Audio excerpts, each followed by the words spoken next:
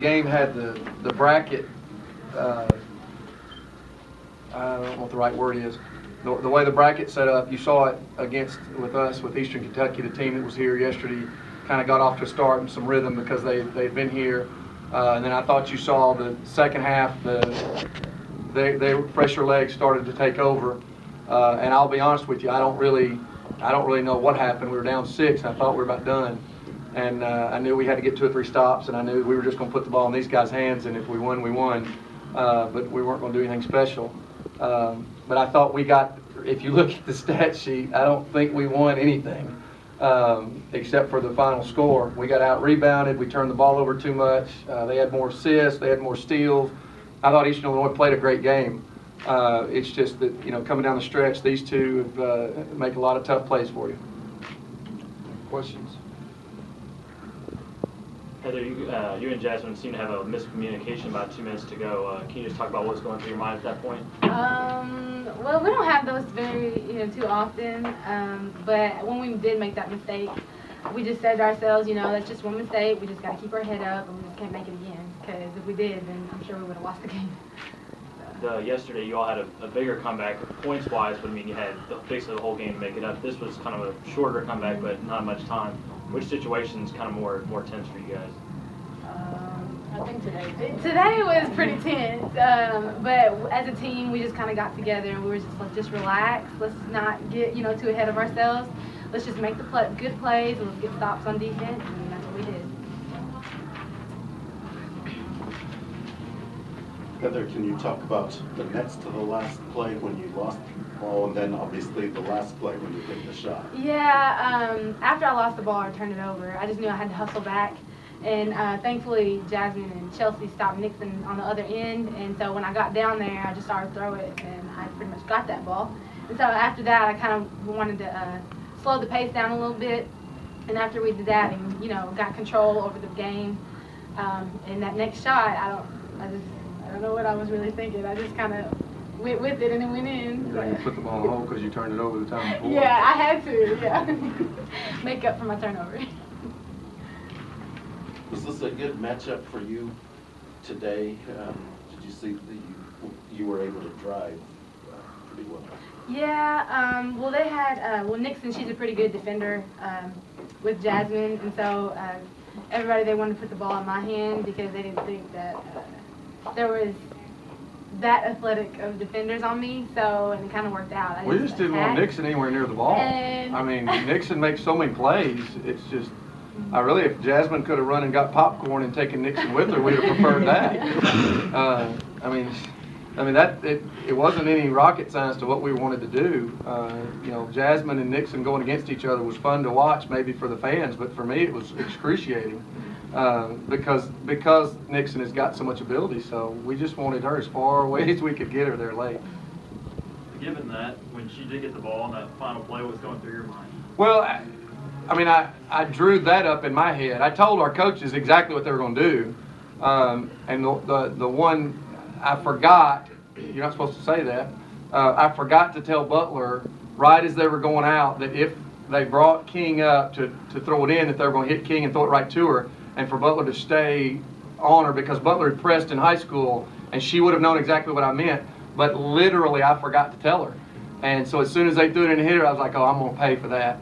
And she took it straight to the rim, and it was whether she made the shot or not. And, that game, Butler makes a shot to win the game. Nixon missed one. If we played it 10 times, it could be reversed, and Nixon could have made the shot, and we could have missed the shot. The game comes down to there's one play, and you put the ball in Nixon's hands, you put the ball in Butler's hands, and you hate that one of them has to miss it because they're both, great players. All 3 of these guys are unbelievable players, and you hate that anybody ever misses a shot.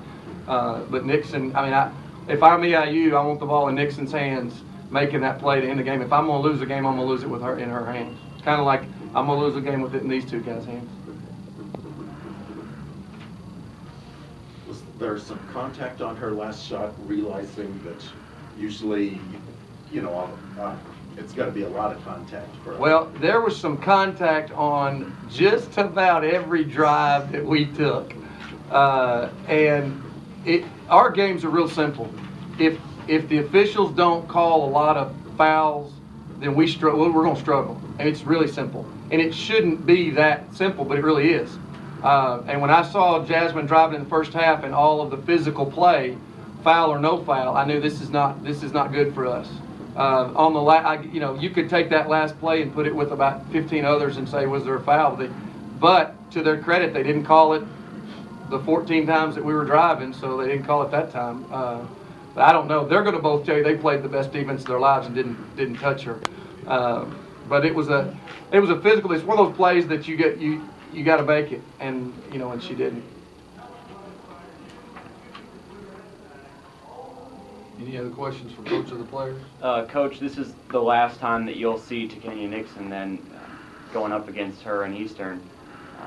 Just what do you have to say about her career? You've seen a lot of it. Well, I tell you what, I don't know about these guys. I'm a little older.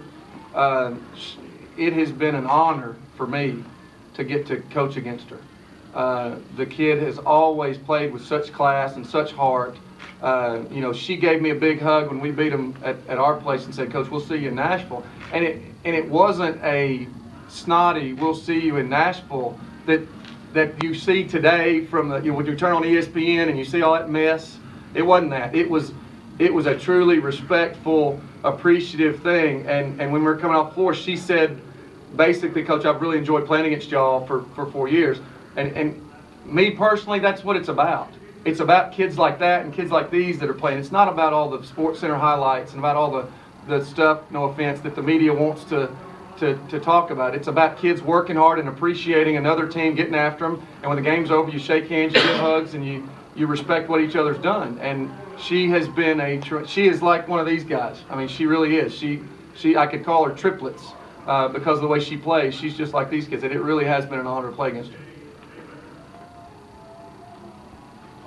Coach McMillan, when you took the job 4 years ago, did you ever think you would coach a team to 3 straight OVC championships?